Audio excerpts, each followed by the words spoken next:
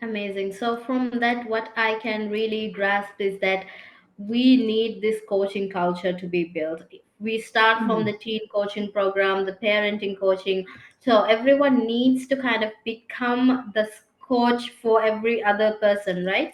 So, why don't you tell us a little bit about how this coaching conversations or how people become kind of more aware and more mindful of how they speak because of the coaching program? Okay. So in the coaching program, we have the seven components, like the seven masteries which we follow. So we start the coaching conversation indirectly in a way where we ice break, and then we create a safe space for the person who comes. Now imagine a coaching conversation where a stranger is coming and sitting in front of me, or a stranger is coming up on a Zoom call, and most of the time if we go directly and if we ask the question, how are you, why did you come to the person will say, I don't know where to start, I don't know what to say. The person will say hesitate. But like when we break the ice and when we follow the process, like by the time we go and ask the question, tell me about what you need, we have created a safe space. So that's the first component. Then we we ask the right questions and we listen. Now when we do the listening, it's not listening just to respond, but rather we listen to understand. Also we listen to make the other person feel that the person is valued, the person is somebody who can handle, who can do things, who has the self-esteem, who has the capacity. If we don't listen, and when the person starts talking, if he starts interrupting, and if we says this and that, if he starts giving orders, the immediately, let's say I'm talking now, if you come up with your things and you try to interrupt me, eventually I will feel that okay, I'm not important, whatever I'm talking is not important to you at all. And this is what happens at home in the parenting relationships, even the husband and wife relationships, sibling relationships, and even the corporate culture relationships.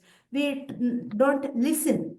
So we have something called the gut listening. So what we say is, like, when you hear something, just wait, like just to give it a physical like a metaphor, we say just when it reaches your ear, from the ear until it goes into your gut, wait without saying anything. And then when it comes back, if you have to say anything, then only say, otherwise don't say.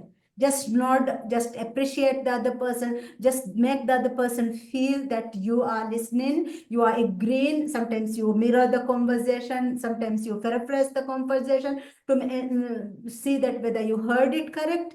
And this is how the coaching conversation is built. And then the most important element we have in the coaching conversation is, when it comes to a coaching conversation, I'm not the your mentor, I'm not the expert, but rather you are the expert as well. When you come as a coach, but you are the expert as well. So I have a coaching skill, expertise that I will use with you, where you will discover that you have the answer within you. Let's give a very good example. Now when husband and wife is having the problems, usually the lady will come for a coaching conversation, and the question from the coach is, I don't want to live with him, so what shall I do? So the expectation is the coach should tell her, okay, submit the form, get divorced. That is the expectation. That's why they come to the coach. But as a coach, one thing you have to be very mindful about is, let's say you tell this lady, submit the form. So she submits the form, and that they get divorced. And then after maybe 6 months, when the problem starts coming, and then finally when she gets into her consciousness, when she started realizing her mistakes, she would say, oh, it's Shahina Miss who told me to submit the form. So because of Shahina Miss, I submitted the form and I was divorced. Otherwise, I wouldn't have submitted the form. So can you like imagine? And the same thing happens with kids and parents, this relationship. So what I would say is that listening skills, that creating that safe space, listening without judgment, and then also asking the right set of question where it helps other person. And one very important element of coaching is the validation part. So we make sure that we affirm the other person, we edify the other person so that the other person feels valued. Most of the time, when we have a coaching conversation, the statement that we would hear is, I'm not enough, I'm not enough, I'm not worthy, I'm not significant, I cannot do it. These are the kind of statements we constantly hear. So as the coach, what we are trying to help the other person realize is the person is enough, the person is worthy, the person is significant, the person can do, the person has all the required skills and talents, but it's only the person has to discover it and then to follow through the process.